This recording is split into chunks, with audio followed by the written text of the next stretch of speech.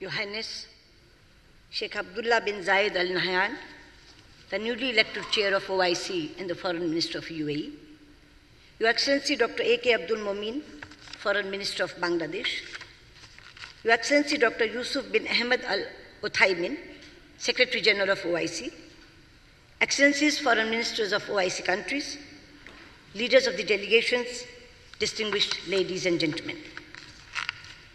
I'm honored to join my colleagues from nations that represent our great religion and ancient civilizations.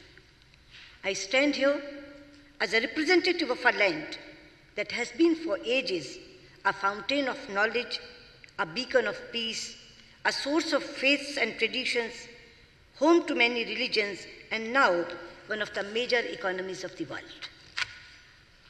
I carry the greetings of my Prime Minister, Shri Narendra Modi ji, and 1.3 billion Indians, including more than 185 million Muslim brothers and sisters. Our Muslim brothers and sisters are a microcosm of the diversity of India. They speak Tamil and Telugu, Malayalam and Marathi, Bangla and Bhojpuri, and any of the numerous languages of India. They have diverse culinary tastes, myriad choices of traditional attire, and they maintain strong cultural and linguistic heritage of the regions they love and they have lived for generations. They practice their respective beliefs and live in harmony with each other and with their non-Muslim brethren. It is this appreciation of diversity and coexistence that has ensured that very few Muslims in India have fallen prey to the poisonous propaganda of radical and extremist ideologies. Your Highness and Excellencies, 2019 is indeed a very special year. In this year, the OIC is celebrating its Golden Jubilee, the United Arab Emirates is celebrating Year of Tolerance, and India is celebrating the 150th birth anniversary of Mahatma Gandhi, a global symbol of truth and non-violence.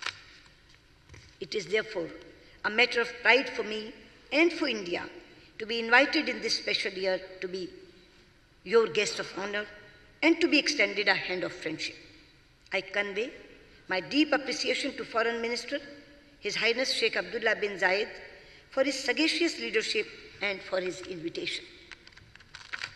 Thank you, Your Highness. Your Highness and Excellencies, in the past 4 years, few relationships have seen as much engagement as India's relationship with the UAE and indeed with the entire Gulf and West Asia region. It is a return of history.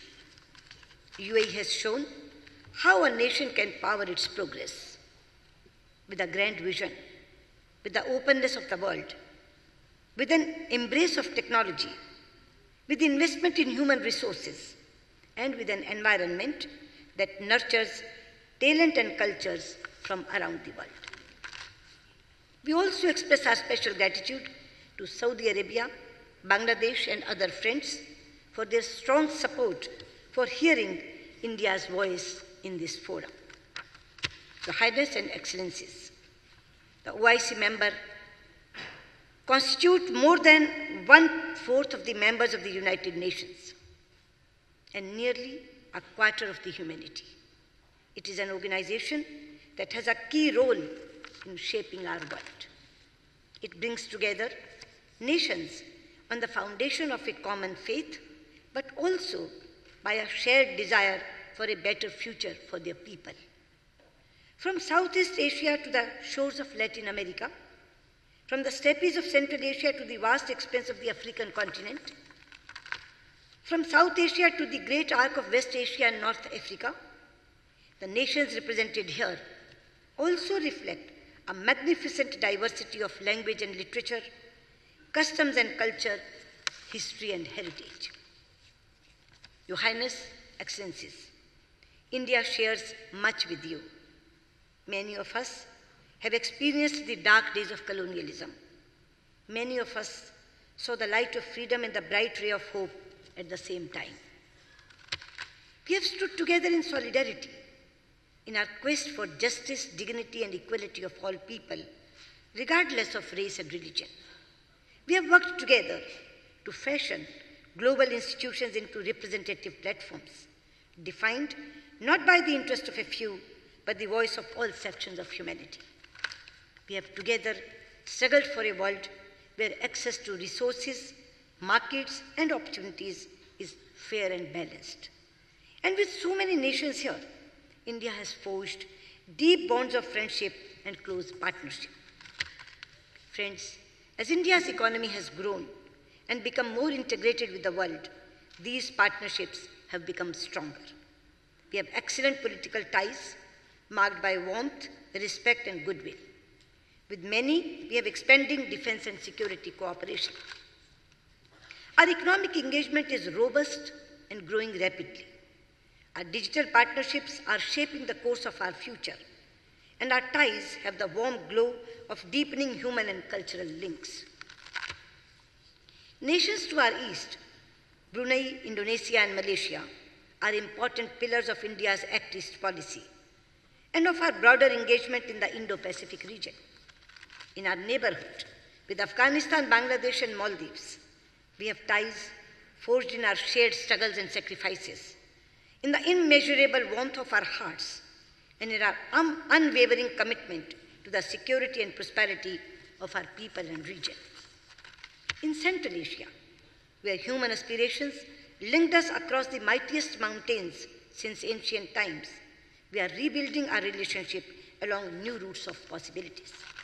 We do this especially with and through Iran, a country with which we not only share civilizational and cultural links, but a partnership that is vital for stability and prosperity in our region.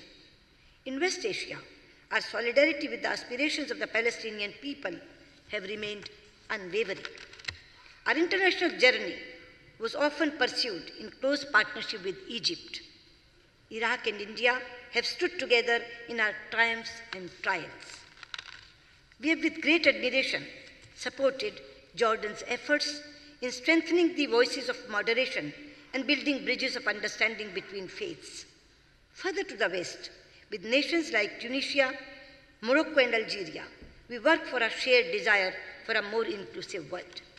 With Turkey, a nation with which we have many strands of connected history, we are imparting new momentum to our ties. Our many friends from Africa are here. It is a friendship of deep emotional bond that comes from shared struggle for freedom and for a voice and a place in the world. Today, on the foundations of that extraordinary heritage, India and Africa have launched a new partnership of prosperity in the dynamic African continent. And here in our neighborhood of the Gulf region, our relationships are as old as time. The tides of Arabian seas have carried forth our timeless links of trade, culture, and religions. Presently, the Gulf region is our largest market, supplier of energy, and source of remittances. More than 8 million Indians living in the region are the 8 million vibrant threads of this partnership. But now our relationship is much more than that. Thanks to the extraordinary effort and attention by Prime Minister Narendra Modi and the leadership of the region. It is an indispensable strategic and security partnership and a natural economic partnership of immense value to our nations and for our shared region. Your Highness and Excellencies, today we all live in a world of sweeping changes and multiple challenges that happen but rarely in history. We see global shifts in power. The center of gravity of the global economy is moving to Asia. The international order we are familiar with is changing. Freedom, opportunities, connectivity, health, education, and prosperity are more widespread than ever before. The time it takes nations to lift people out of poverty is getting shorter. Digital revolution has created unprecedented opportunities to empower people and transform our economies.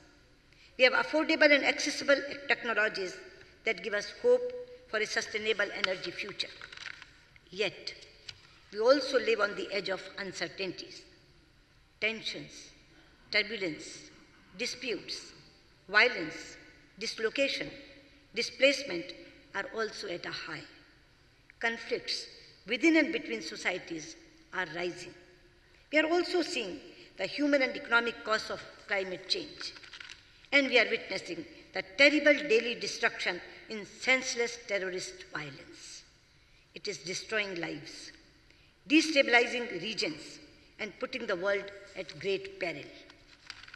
The reach of terror is growing, its lethality is increasing, and the toll it is taking is rising. In the rich diversity of Southeast Asia, in West Asia and the Gulf, in North Africa and Sahel region, in Europe and North America, in Afghanistan, Bangladesh and India, we see the terrible face of terror. Excellencies and Your Highness, terrorism and extremism bear different names and labels. It uses diverse causes, but in each case, it is driven by distortion of religion and a misguided belief in its power to succeed. The fight against terrorism is not a confrontation against any religion. It cannot be. Just as Islam literally means peace, none of the 99 names of Allah mean violence. Similarly, every region in the world stands for peace, compassion, and brotherhood.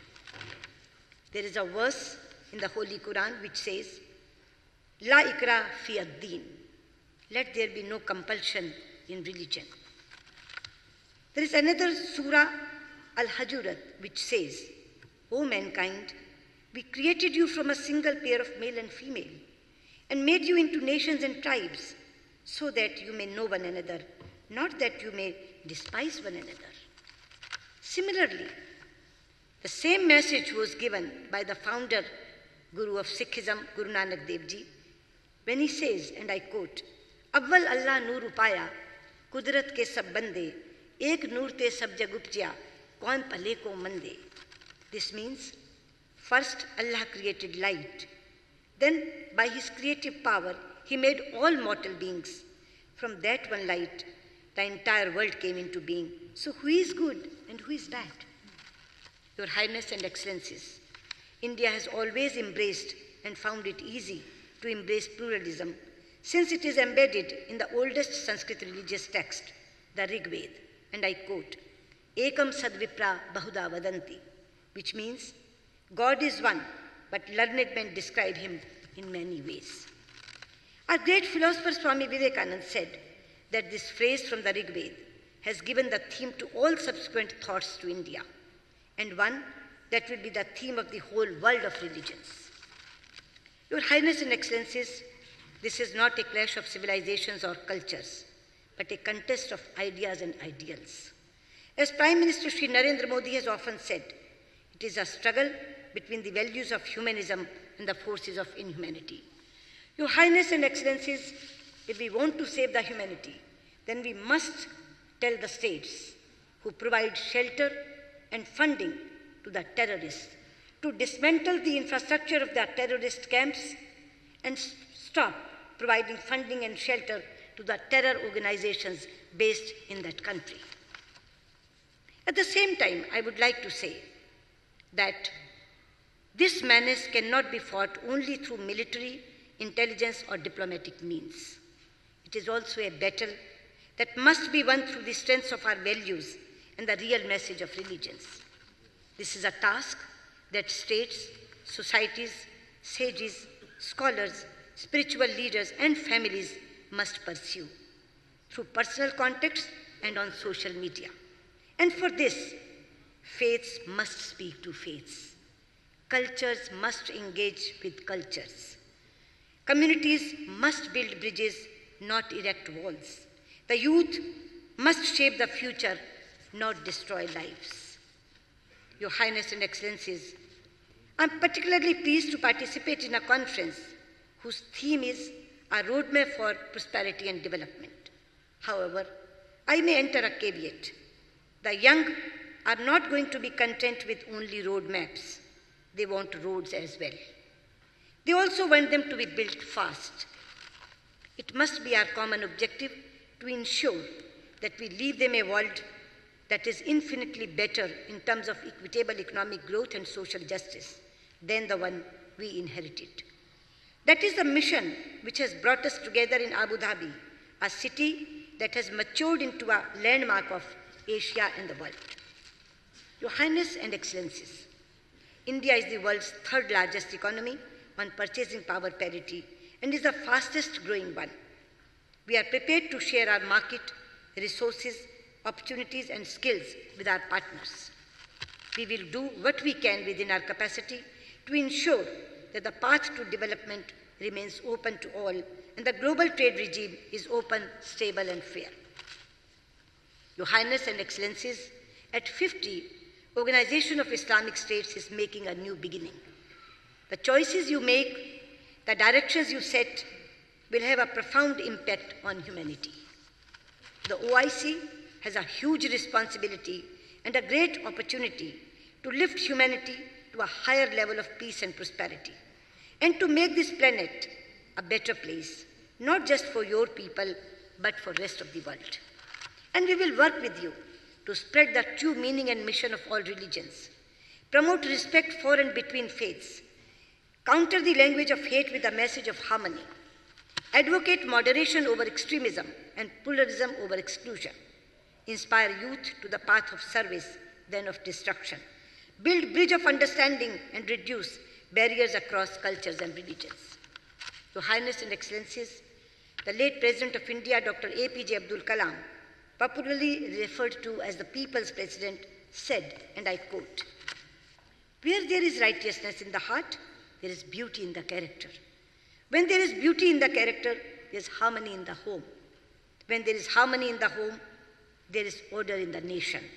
When there is order in the nation, there is peace in the world." Your Highness and Excellencies, I come from the land of Mahatma Gandhi, where every prayer ends with the call for Shanti, that is peace for all. I convey our best wishes, our support, and our solidarity in your quest for stability, peace, harmony, economic growth, and prosperity for your people and the world. Thank you. Shukran.